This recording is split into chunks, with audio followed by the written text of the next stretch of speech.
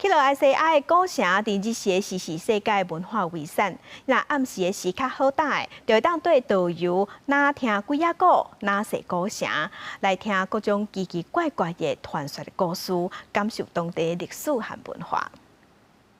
天要暗啊，涂骹踩一趴油灯，天色昏昏暗暗，游客大家点点坐遐，听导游讲这栋建筑物奇怪的故事。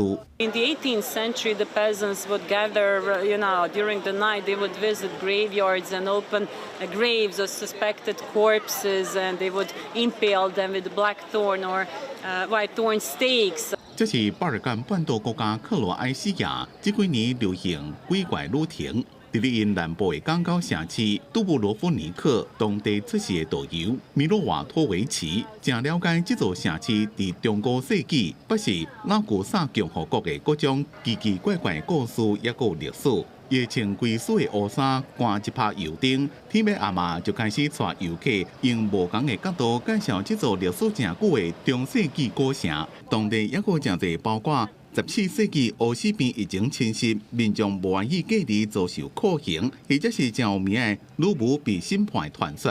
这个悲剧的乱情、犯罪、酷刑，也有鬼魂出现的民间传说，游客拢真有兴趣。 And so I was looking for something a little bit unusual, a little bit different. And when I saw this one, I thought this is what I need to do here in Dubrovnik. So it was perfect. It was incredible. She had an interesting array of very unique stories, many that I don't even think certain locals would be aware of.